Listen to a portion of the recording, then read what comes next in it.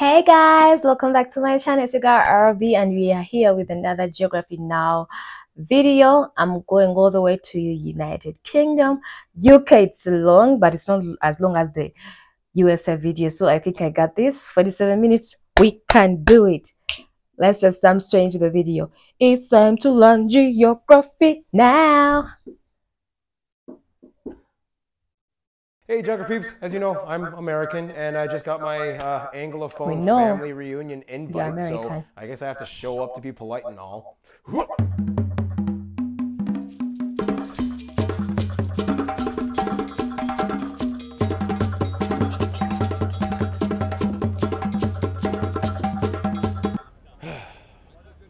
Hi Dad.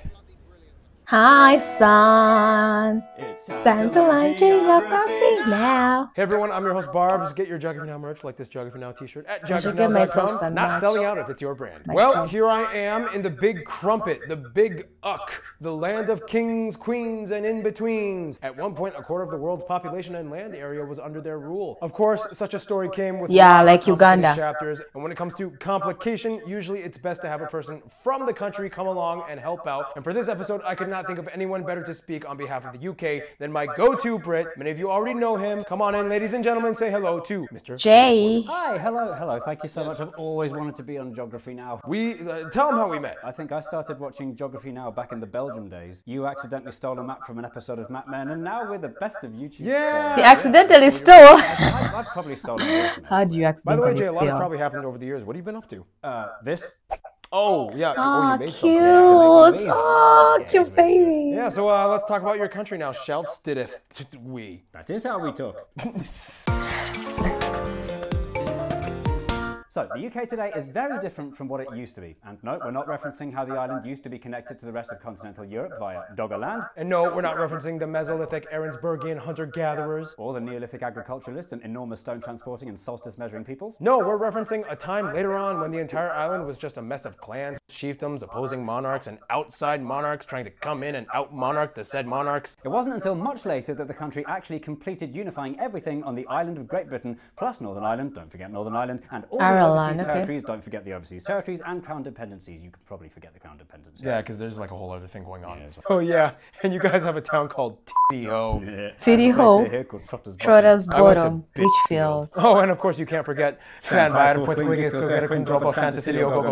Very good, very good. Ah, they did it well. I don't know if it's real or just. Did you know that we've got some of the weirdest and hardest to pronounce places in the world? Okay. Leicester, Leicester, Ruislip, I know Leicester, Chiswick, Landfall, Llanelli. Llanelli. Oh yeah, that's Welsh, isn't it? It is Welsh. Oh, those At least I know Leicester. Well, in any case, let's look at the map, shall we? First of all, the main chunk of what makes up the UK is Great Britain, located off the northwestern coast of the continental mainland of Europe, north of France, separated by the English Channel, and east of Ireland, separated by the Irish Sea to the east, as well as the North Sea, and to the North Atlantic. The island of Great Britain is made up of three constituent countries: England, which holds about 84% of the country's population, Scotland, which holds about 8%, and Wales at about 1.5%. From there, they also administer Northern Ireland, which doesn't exactly have an official political title. Some say it's a constituent country, some say it's a region or province, but to this day it lies across the Irish Sea on the northern section of the island of Ireland, making it their largest land border with any country. Outside of Great Britain and Northern Ireland though, the UK has 3 crown dependencies and 14 overseas territories, 12 of which are small islands in the Caribbean, Atlantic, Indian, and Pacific Oceans, and 2 of them, Gibraltar and the sovereign bases of Akrotiri and Dhekelia, are small areas attached to the larger shared land masses of Spain and Cyprus.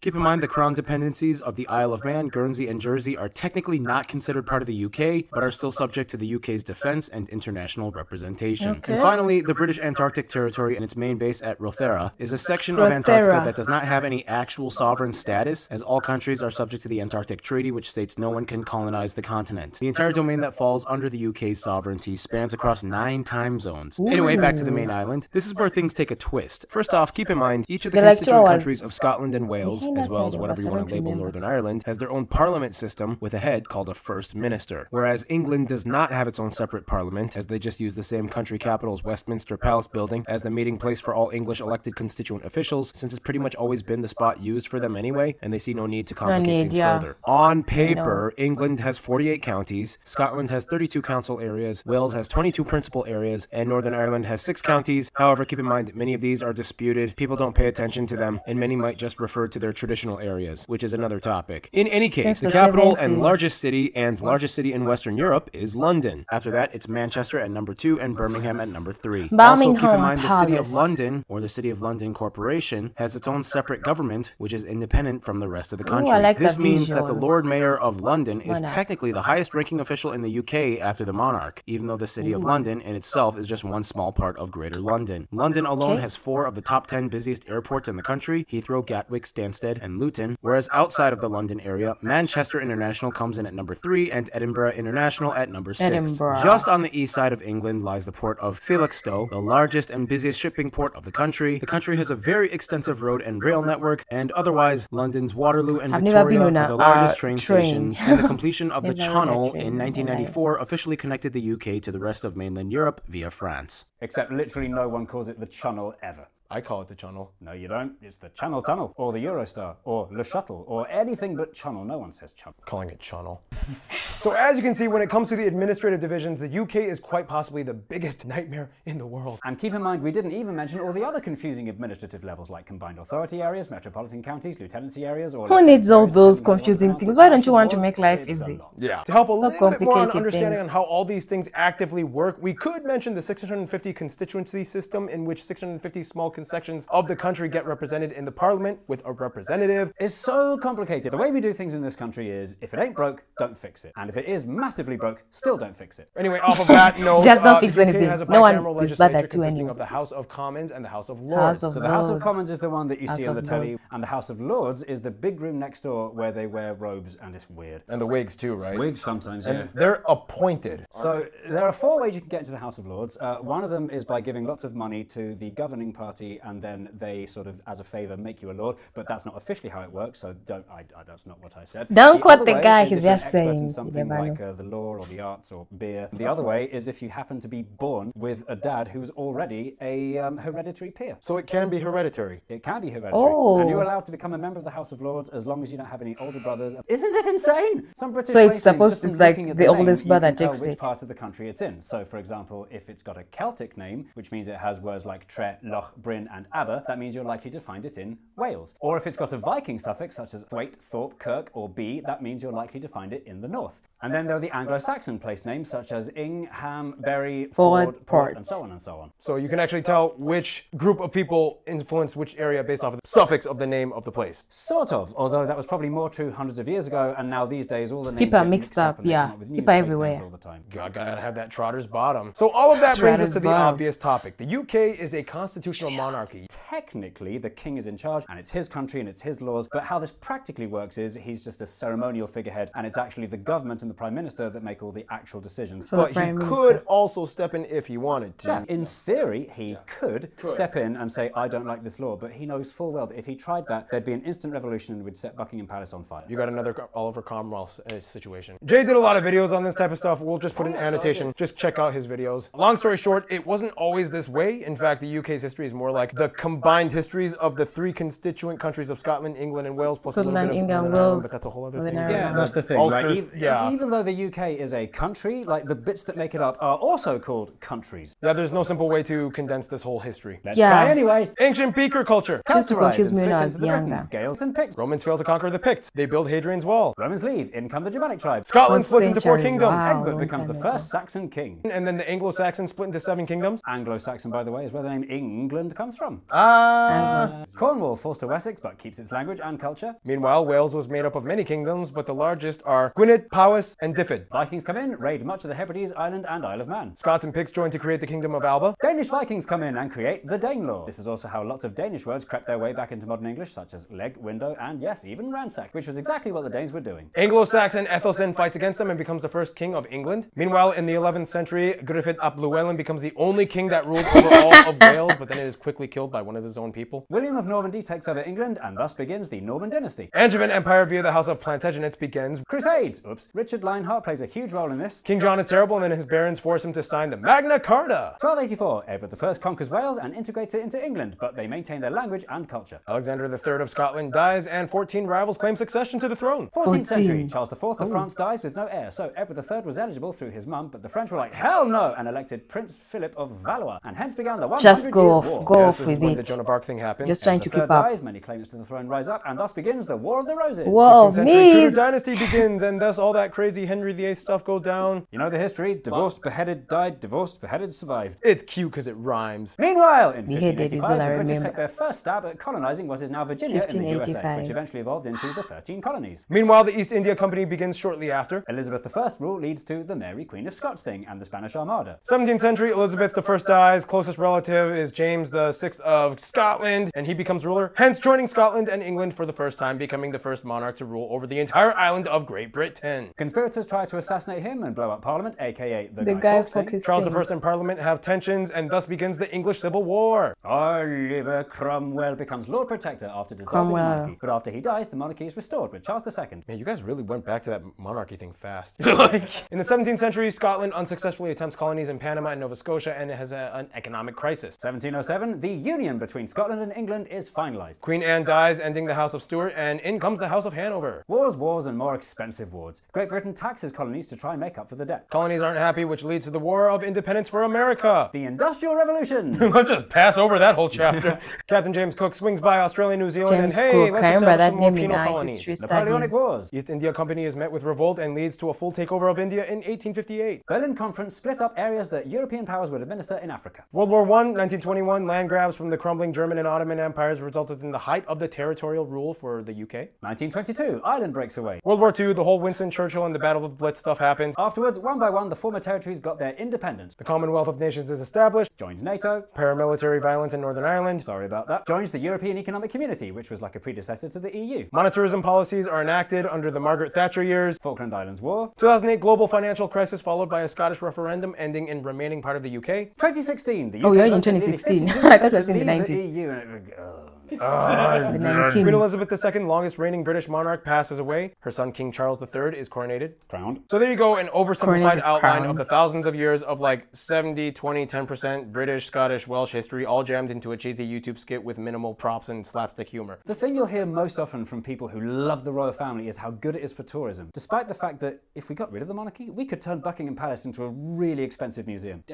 But then there wouldn't be a monarch to like fantasize about the fairy tale monarch, princess, king, queen stuff, you know? It's like... I know the fairy tale things start from that kingdom Yeah, but thing. it takes away the whole fantasy aspect. We think of monarchs as like magical creatures. That's the problem! Despite an increasing number of Republicans, which in this country means people vying for a republic against the idea of a monarchy, most Brits are okay with the royal family. It has a unique role as both representing longevity and tradition and tabloid fodder. I don't know, I really do think it does have a lot to do with tourism. Sure. And then we come in. Whereas when Brits go on holiday, within our own country, we like to go to the seaside. Places like Southend. The longest pleasure pier in the world. And speaking of which, we got a guy who kind of saved a lot of people over there, and he's going to do the famous places segment. Come on in, Mr. Tommy Really? Boy. So, other than Southend Pier, the longest pleasure pier in the world, which I did save by peeing on when it was on fire, true story. Other places you need to visit are London, obviously, St Paul's Cathedral, Buckingham Palace, the Yeah, London Buckingham Eye, Palace. Tower of London, Tower Bridge, the House of Parliament, London Big Bridge Ben, is red telephone London. boxes, of which many have now been repurposed, police boxes for you Doctor Who fans, Stonehenge, Henge, which isn't even a henge, Silbury Hill, the Royal Ascot and its many funny hats, Bath, I want to try on those funny Roman houses and Bath, those the funny Jurassic Coast, dresses, like including Durdle Donegal, the Ammonites and Fossil Beach in Lyme Regis, Windsor Castle, the Shambles in New York, the Peak and Lake Districts, the Eden Project. Next, we're going to do Wales. Many castles including Carnarvon, Conwy, Caerphilly, Cardiff, Snowdonia with Mount Snowdon, which you can actually go up on a train. Penryn's Lake Quarry, the underground trampoline park in I want to go on a very long zip line. The House Elf Grave, where people keep leaving their socks. So next, we're going to go up to Scotland. First, you have to start with Edinburgh with its Royal Mile, Calton Hill, the castles, St Kilda, Orkney and Lewis for Neolithic stone circles, Shetland for ponies, Isle of Skye, Loch Ness, what I personally think is the coolest thing in the whole of the UK, Fingal's Cave. It's on the island of Staffa. You can walk in the cave, you can walk on it, on top. There are puffins everywhere, and when you're on the boat, there are whales and dolphins swimming next to you. We jump across to Northern Ireland, which you can actually see from Scotland, fun fact, and we start off with the Giant's Causeway, Carrick-a-Reid Rope Bridge, the Titanic Museum, the Dark Hedges, and now for the overseas territories, the Gibraltar Rock with its Barbary apes, Jersey, where you can see some cows, Guernsey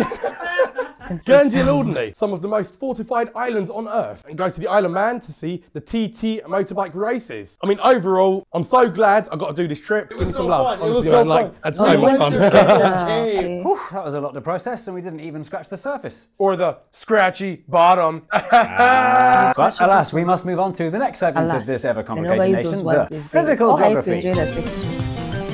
Shakespeare things. Now, when discussing the landscape of the UK, most people, they just kind of like default in their minds to the typical hilly green pastures or the Scottish Highlands and just like a lot of rain. And yes, that does apply to much of the country, but if we're going to be technical, you can also include coconut tree-lined atolls, frozen glaciers, erupting volcanoes, beaches with penguins, and much more. Let's look at the map to explain, shall we? First of all, the main part of the country, Great Britain and Northern Ireland, are located in the western parts of the Eurasian plate, with many mini fault lines feeding through, especially in the island of Great Britain. The most general way to divide the island is with the Tees X line, which is an imaginary diagonal boundary that separates the lowlands with the highland regions in the north and west. This geological formation is also what contributes to some hot spring areas along the line, most notably in areas like Derbyshire and the city of Bath. The most notable fault line, though, would be the Great Glen Fault up in Scotland, which splits like a scar through the Scottish Highlands, which are the highest part of the country, like someone just also hold the tallest peak of the country, Ben Nevis. This fault line also creates long, deep rift lakes like the famous Loch Ness, which is the most voluminous lake in the entire country, holding nearly double the amount of water in all the lakes of England and Wales combined. If you want to find the lake with the largest surface area, though, you'd have to go to Northern Ireland and visit Loch Ness. If you want to find the longest river, though, many people might mistakenly say it's the Thames, which, although it is an important river that goes through London, it is not the longest. The longest is actually the Severn River that starts in the Highlands of Wales and meanders through England and empties into Bristol Bay. In any case, if we want to be completely well-rounded on the sovereign domain of the UK, you could include everything from the tropical beaches of Caribbean island territories like Anguilla and Turks and Caicos. Montserrat Island actually had an enormous volcanic eruption in 1995 that destroyed the entire southern part of the island, including the former capital Plymouth. The South Georgia and South Sandwich Islands are the coldest parts of the UK's territories, with permanent glaciers and protected wildlife breeding grounds. The South Sandwich Islands are pretty volcanically active too, especially Mount Belinda, Mount Curry, and Mount Michael, which create an eerie sight of fire and ice when they erupt. In any case, these are all just examples that show the range of what you can naturally find in areas that fall within the sovereignty of the UK. Now, despite being a nation smaller in area than the country of Guinea in West Africa, the UK today stands with the 6th largest national economy by nominal GDP in the world. We used to be number 5. Many factors attributed to this prosperity growth, such as the Industrial Revolution, or the fact that we were an island isolated, but not too isolated from continental Europe, with access to multiple naval trade routes that we dominated and protected. Now, this is where I usually take my triple shot espresso break and Noah fills in for the rest of the segment. However, since I'm here in the UK, I guess I'll have to switch things up and do an English breakfast tea break. Coming right up. Here you go, take this. Oh wow, this is a thing that you guys do. Sugar? You're getting that much. Okay. I mean, it's not bad, it's good, but like, is there any way to make it stronger? It's as strong as it needs to be.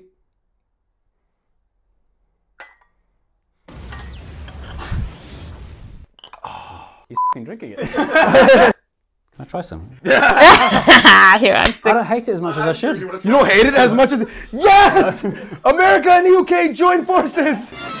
Noah. All right, the UK. Let's get to it, okay? So historically, many of the parts that made up the UK followed some brutal and ineffective economic practices. For example, people were expected to stay and work in their home parishes even if there was no work. Those that wandered off to find work elsewhere were deemed vagabonds, and if caught, were subject to things like whippings or I've watched her. Is it a Korean drama called Vagabond? Eventually, though, over time, many parts of what are now England fell into a system of mercantilism, or a policy that attempted to maximize tariff exports with quotas while minimizing imports. That kind of like geography, by the way. Right now, everything is just getting tariffs, so eventually they had to drop that system in 1840. The Industrial Revolution was without a doubt a game changer that launched the UK into global dominance. Things like the sewing machine, steam-powered engines, and turbines, the telegraphs revolutionized the entire manufacturing system, where now things were made by machine instead of by hand. Every region had their distinct industry and resources. Newcastle focused on shipbuilding, from Manchester, cotton, Middlesbrough, iron and steel, Scotland, wool and linen. Telegraphs could now send messages from the UK to India in hours. You could arrive to a destination in a few hours via train instead of days by horse and carriage. With this new advancement and advantage, the UK changed their strategy, becoming a hegemonic naval powerhouse while subsidizing and delegating specific regions for private trading companies to monopolize off of. For example, the Muscovy Company was in charge of trading with Russia. The East India Company took over the Indian Ocean, and the Hudson Bay Company was in charge of Canada. Granted, much of their economic activity was also riddled with labor from enslaved African peoples, even though it was never recognized in British law. Most of the about 2.5 million people were transported to the Caribbean, the second most popular destination after Brazil, to work on mostly sugar plantations between the 17th and 19th centuries. Eventually, slavery was abolished in 1807 with the Slave Trade Act. However, in practice, it still went on for over 2 more decades until the Slave Abolition Act was passed in 1833. Of course, this was a dark moment of history for the UK. Eventually, those sugar plantation islands would gain independence and form new nations like Jamaica, Barbados, and most of Jamaica, the Barbados islands. Overall, you can see how the story of industrialization mixed with naval trade were key factors. And speaking of naval activity, you can occasionally find things like gray seals and basking sharks in the waters around the UK. And to talk more about the wildlife, here's Gary Harlow. You look a lot like Caleb.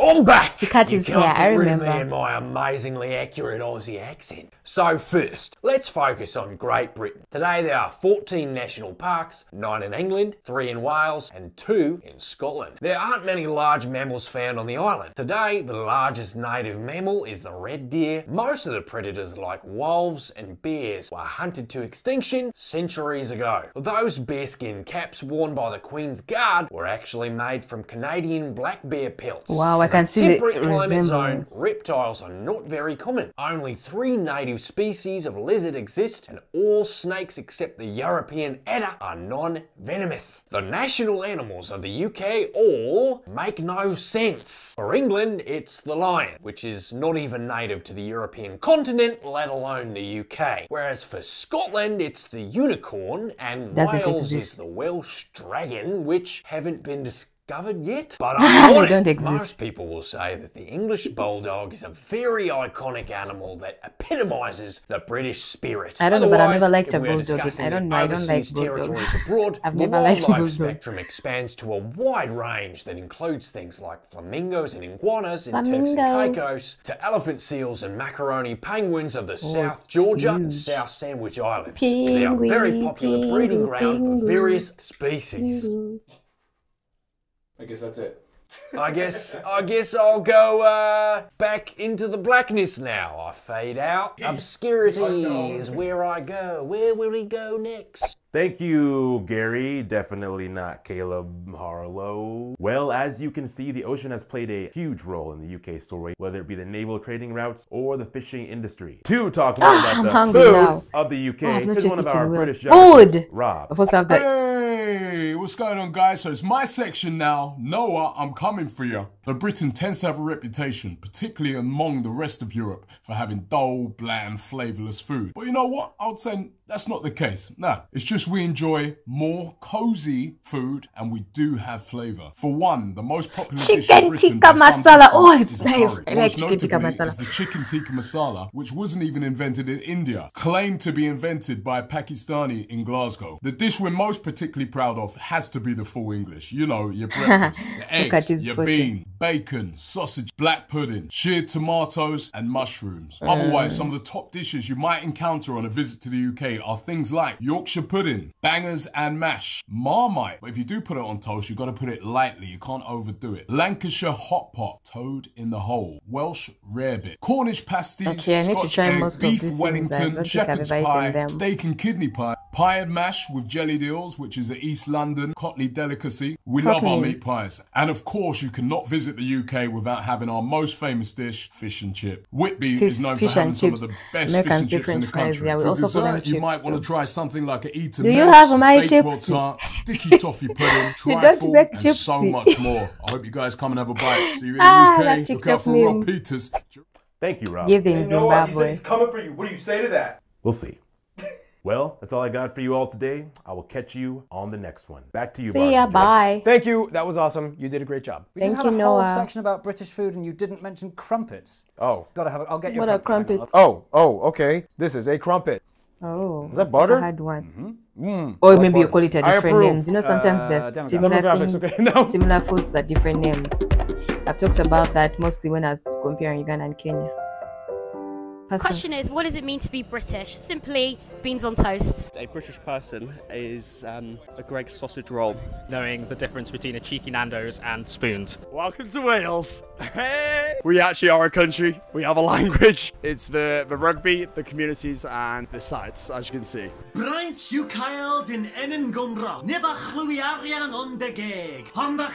language is that? What language is it speaking? For me, a Scottish person is someone who has broad, thick accent that is barely recognisable. Iron Brew, The Proclaimers, Still Game, Haggis. This is our Wee Hill and Glen. For English breakfast on a Saturday morning, and irony. You should have a no one is saying tea. Is it just a stereotype? Someone of any background, and everyone has a voice. Everyone can say what they want. Nothing like a nice cup of tea. At queuing. We could be passively, aggressively polite. Someone who loves to complain about the weather. Complain about the weather, complain about the football, even when they win. My thing I think that relates to all British people is the fact that we created all these sports and yet we're so bad at all of them. Uniform, the benches for the year 6, biff and chip. Someone from the UK is very self-deprecating. We love to take the piss. Kind of like licorice all sorts. Everyone is mixed up with different things, but it's kind of like a big family that kind of argues with each other. Ooh. So what is a person from the UK? Well, I mean, that question did I make an British accent where I'm thinking it so hard? Sometimes it's hard to even give a demonym for the people living here, and for many of the people, and depending on the area, the title British might not even be considered applicable. Yeah, Scottish probably, people yeah, typically like the Scottish people. People on the Isle of Man are Manx, and all those penguins in South Georgia are.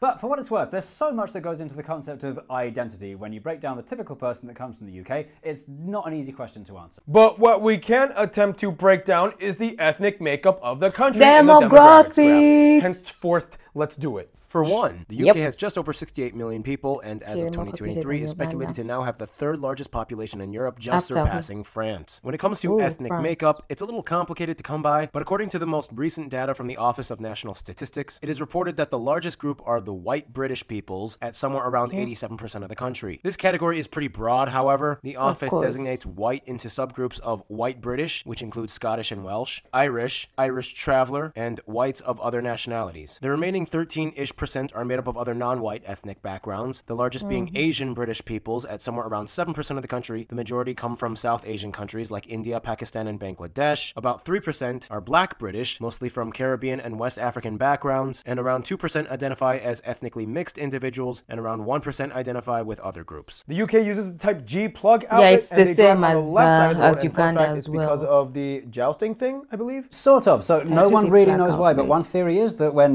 medieval jousting happened, you used to hold the sword in your right hand, so it made sense to pass on the left. The majority of the UK uses the British pound sterling as its currency, sometimes called quid. That's right. Except in certain overseas territories, they may use other regional currencies. And that brings us to another quirky aspect of the UK, units of measurement. So the UK yes, it's the same as ours, different from the US. However, over the past few decades, the UK has been begrudgingly transitioning partially to metric. And the choice of units to use is absolutely insane. For example, speed, miles per hour, temperature, centigrade, or weight. If the subject Object is a person, you can use stone or pounds, but everything else kilos and grams. Kilo. Or distance. We use if it's long distance, like on the road, we use miles. Unless if you're running, then it's kilometers. But if measuring a person, use feet and inches. Any other object, though, meters and centimeters. For volume. Liters and milliliters, unless it's beer or milk, pints. then we use pints, but that's only cow's milk, not literally plant milk, in which case they use pints, but pints that are a little bigger than American pints. Yeah, that's a thing. That's a thing. Although there's technically no official language, the country's de facto national language is, of course, English. Or technically modern English, which is incredibly different from Old English. And during the 16th century, Shakespearean times, an early version of the modern style of English we know today started to evolve. Thank you, Shakespeare. And this, of course, brings us to the famous British versus American English scenario. The spelling subtleties are minor. Yeah, they like to use words that are more they actually say Z, say Z, like the Americans. Otherwise, some words are just completely different, such as apartment, flat, fries, chips, crisps, truck, lorry, gas, petrol, cookie, biscuit, trash can, rubbish bin, bin, yard, garden, sidewalk, pavement, road surface, candy, sweets, faucet, tap, spigot, tap, flashlight, torch, oatmeal, porridge. But I do admit, so oatmeal is porridge. I didn't even know that. Tales from childhood. I just try saying the word porridge and not being just a little bit more happy. Porridge. It's like the Goldilocks and the Three Bears. Porridge.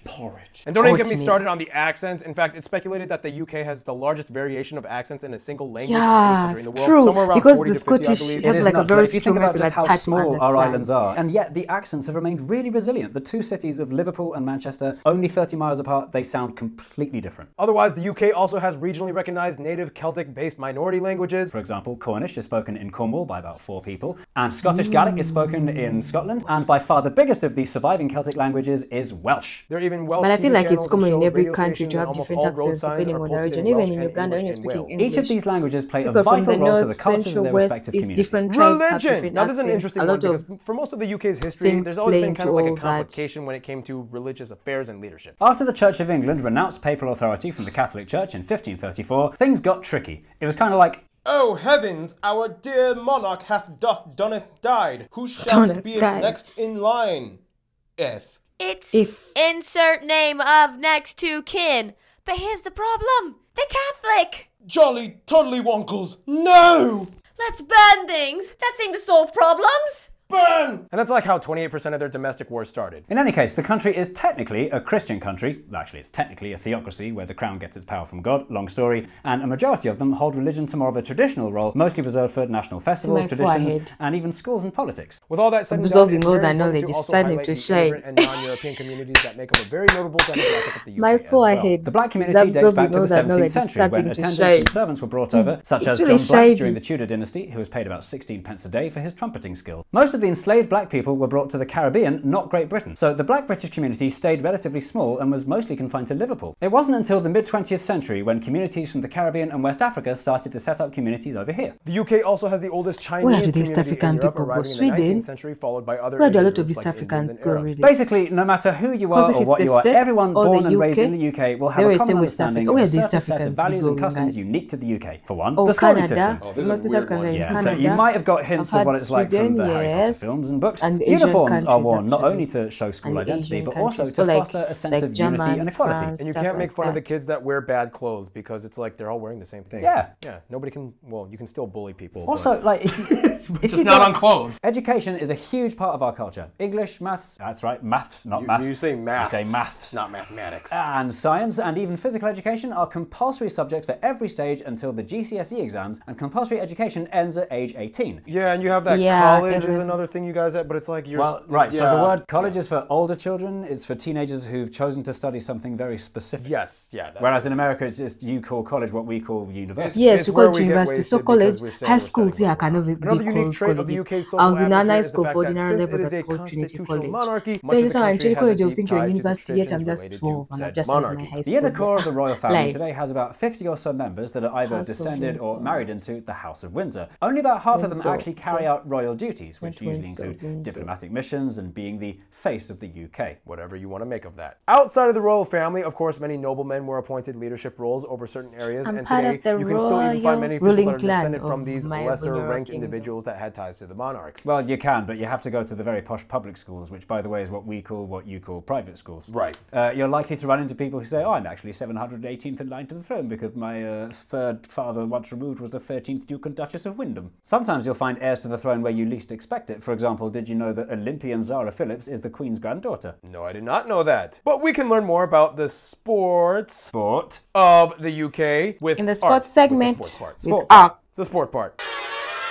All right, guys, I'm back. Let's get athletic. And the UK is quite the contender. They have nearly 1,000 medals in the Olympics, and nearly 300 of which are gold. The UK is the father of many types of sports. Rugby, cricket, yes, even soccer or football. Cricket is from there as well. For all you Brits that are criticizing us Americans for calling it soccer, we got the word from you. You invented it. It came from the word association football. So it's kind of your fault. Although the concept of playing a game where you kick a ball around has been around since the ancient times, the modern version of what we call football was started in the UK in the 19th century using inflated pig bladders. It's just the 1800s. They're just like, they're eating some bacon and then they're like, oh, that looks kind of inflatable, you know? Like, so far, England has won one World Cup in 1966 against West Germany, and it was in the iconic old Wembley Stadium that has since been torn down due to infrastructure problems, and it was buried under a huge grass mound. Also, the trophy was stolen, but found by Pickles the dog. True story. Either way, football is such a huge part of the UK's identity, and they could talk about it forever. They even have a subculture of hooligans, or the obnoxious football fans that like always get drunk and start fights and beat each other up. It's almost like a whole other sport itself, and it's equally entertaining to watch, like drunken MMA, right?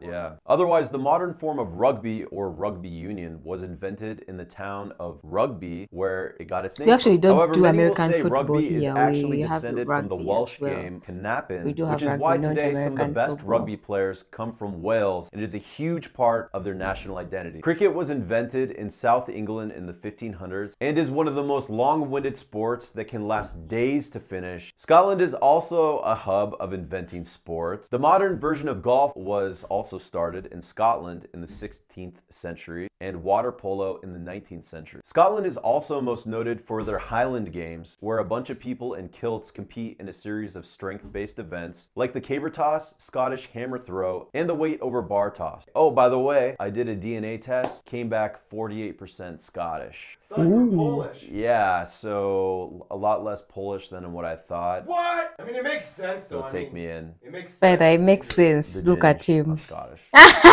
In Northern Ireland, it's not uncommon to see Gaelic football and hurling being played, native to the island. The UK is also known for their weird and wacky sports and competitions people loving taking part in, such as the Cooper Hill cheese rolling race thing, tar barrel racing, toe wrestling, shin kicking. Let's do that one. We'll do it after this. Pancake racing, the stinging nettle eating contest. I used to get stung by those things all the time when I was a kid. Like I cannot imagine eating those things. Gravy wrestling. Gravy. These are weird. They even have a gurning contest, which is where, like, in order to win, you have to make like the ugliest face possible, like this. In any case, that's all I got for you. Cheerio, toodle pop, jolly good, crumbly wrinkles, old chap, and whatever. I'm gonna get this ginger's gonna skedaddle out of here. Toodaloo.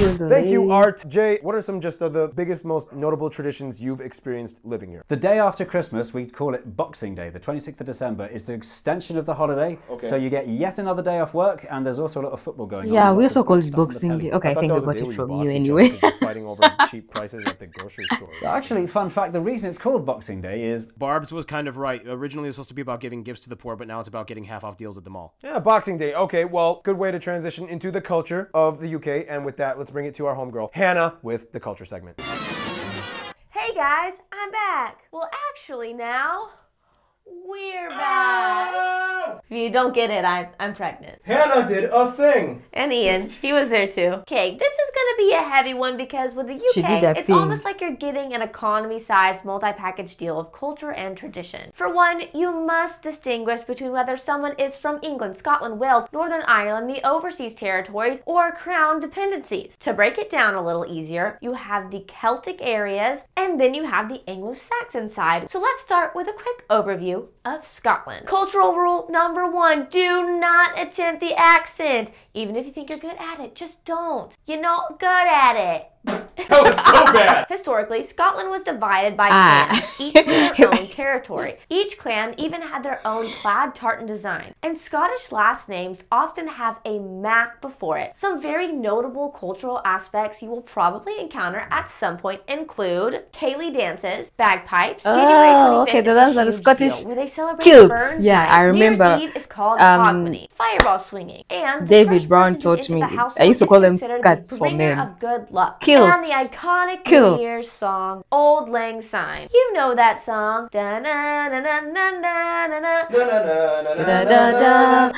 Syne. That's what they were saying. I was just making words up. Also, everyone in Scotland will tell you to try a deep-fried Mars bar. And now, Mars. We have Mars bars. They're very common. Very underrated place. It is the land of song, poetry, but at the same time, hardcore rugby, shin-kicking dragons, and powerful castles. In Wales, the daffodil is a symbol used for women and the leek used for men. Typical emblems of the daffodil or leek are worn on St. David's Day, where people clean their rooms and are nice to one another. Are they not nice other days? I know, right? I was going to ask the same question. One day to be nice. And speaking of which, love spoons. In Wales, traditionally, a man would carve a spoon and give it to the woman he loved. They have the Mari Lloyd celebration, where they put a horse's skull on a pole. The Don's Gymraeg, the Ested Fod, is a huge deal. Every Welsh person will bring up Tom Jones. It's not unusual to be loved by anyone. Moving on to Northern Ireland. This is a complicated one because it's kind of like if the UK and Ireland had a confusing baby that had an identity crisis. Avoiding all the complicated politics that go into this one. This area obviously has a more Irish Celtic influence and has a mix of Protestant Catholic peoples. This is the only place that allows people to freely choose to have either one or both citizenship of either the UK or Ireland. Keep in mind, this is not the official flag of Northern Ireland. Of course. Just watch the show Dairy Girls. It does a great job at covering the general idea of what Northern Ireland was like, especially at the end of the conflict era. England! It is in itself super complicated and culturally diverse. It is home to the monarchy, which is a vital aspect of their identity. Keep in mind, although certain individuals can be knighted for their accomplishments, it is only a recognition, not an inclusion into royalty. Generally speaking, English regional cultures are mostly Anglo-Saxon based and concentrated in 6 areas. Speaking of which, England has the widest range of classical architecture. You can find people living in Tudor-style half-timber thatched roofed homes next to Victorian, next to Georgian, next to Art Deco, all in the same block. Also, the UK loves to give regional nicknames to people. Liverpool people, Scouse. Birmingham are Broomies. Manchester is Mank. Newcastle is Geordie. Sunderland is Mackin. Devon and Plymouth folk are Janners. East Londoners are Cockney, and they speak in a weird codified language. Much of what might be considered English culture was spurred off by the English Renaissance. The era created some of the most renowned authors and playwrights, most notable, the man himself, William Shakespeare. As a nation, the UK was the home of many inventions and discoveries. Way too many people to mention. We'll just pop up a list here. Cinema has always been a huge part of UK culture and has been contributing to the world since 1888, when the first motion picture in the world was shot in Leeds by Louis Le Prince. Hey, Louis Le Prince was not British, he was French. I know, I'm just saying he made his motion picture in the UK.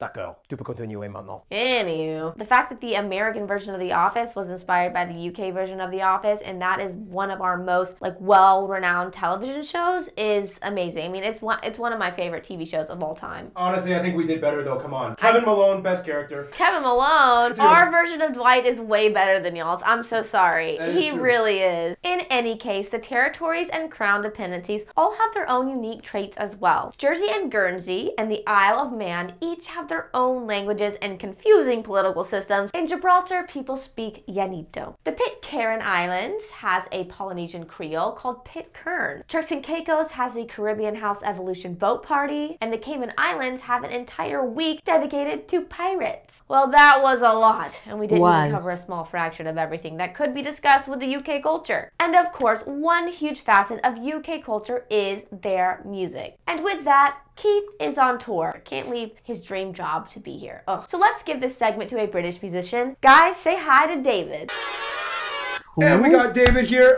Explain who you are. Introduce yourself. I'm a music nerd from the UK. and I have a channel David Bennett Piano. Britain has always had a rich musical culture. We had the Elizabethan lute music of John Dowland, the grand Baroque music of Handel, and at the start of the 20th century we had two of Britain's most influential composers, Gustav Holst and Edward Elgar. But it wasn't really until the 1960s that British music became the global cultural export that it is today. Of course, I'm talking about the British invasion, where bands such as the Rolling Stones, the Kinks, the Rolling Stones were British. Okay, that I know. Even the Beatles were British. How come I thought they were like from the States or something? Okay, my bad. I learned something every day. Most of the things were mentioned in this video as I knew, but actually I'm shocked that I didn't know that. The likes of Black Sabbath, Led Zeppelin and Deep Purple, and many of prog rock's most iconic bands hail from the UK, including Pink Floyd, yes, and Genesis. Highly successful artists have hailed from every corner of the UK. The most famous Welsh musician is probably Sir Tom Jones. Northern Ireland has Van Morrison, and Scotland's most successful musician is probably Calvin Harris. Britain has always had a strong history of folk music as well, particularly in Scotland, where Gaelic language music is still very popular, with artists like Julie Fowlis continuing the tradition today. Queen, David Bowie, George Michael, Kate Bush, Oasis, Elton John, Radiohead, Muse, Coldplay, the Spice Girls, Ed Sheeran, Adele. Ever since that British invasion, right now isn't Dua Lipa from there as well? Culture-defining music, and I'm sure it will play a major part in pop music. I think, right? Am I wrong? Thank you, David. Actually, guys, if you didn't know, Jay is a musician. You make music as well. Sometimes. What are some of your biggest inspirations in music? Is it really, really boring and dull and uninteresting if I say that my favourite band is the Beatles? Yeah, it kind of does. Yeah. Sorry. Basic! Well, we covered so much in this segment. Jay, what else can we talk about in this episode? Shall we do the Friend Zone? Yes, Friend Zone.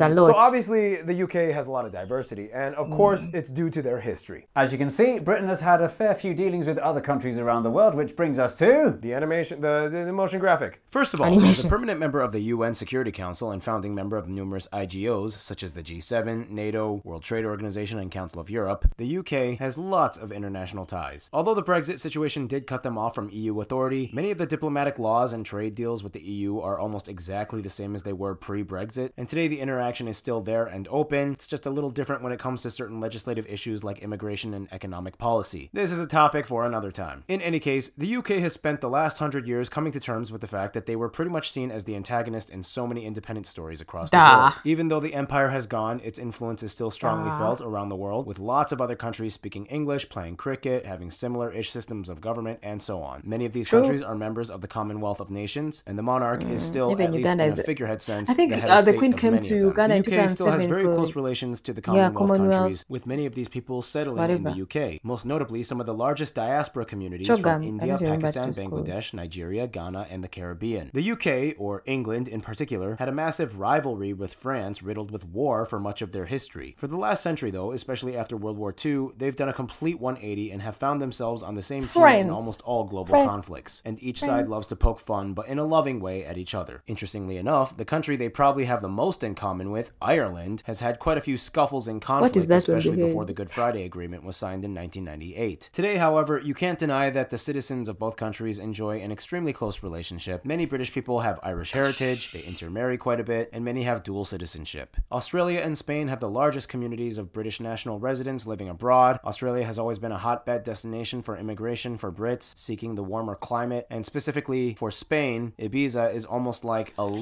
Britain. So many British people either go there on holiday or to move. In terms of their best friends, however, many in the UK would probably say the USA, and maybe some might include Canada. The biggest differences between the two is that the USA gained full independence through revolution, whereas Canada just kind of stayed British until they slowly over time requested to be given more and more autonomy until technically 1982 when they adopted their own constitution, but still remained under the Commonwealth. It wasn't even long after the Revolutionary War that the UK and USA quickly patched things up, having a shared language, and today a population with about 11% of its people ethnically descended from British roots has not only further helped them communicate and relate culturally, but eventually they've joined in almost all major international conflicts since the mid-19th century. Today they swap each other's films, TV shows, music, and so on. And in Europe, anything USA related will typically have some kind of connection to the UK, as they kind of act as like the link between North America and Europe. Overall, the USA and UK may have started sour, but today they have never been closer. All right, and with that, in conclusion, Jay, you are the Brit. I'm going to give this to you. do. In conclusion, sorry, he's waving the flag basically, behind. Britain is now finding its role as a modern, progressive country that hopes to leave a good mark on the world. This flag actually makes me realise that when Brits go abroad, even though we like to claim that we're not very patriotic, you know, we go abroad and it turns out, yes, we really are. And we really care and we really do love our country. And they hate when people fly their flag upside down!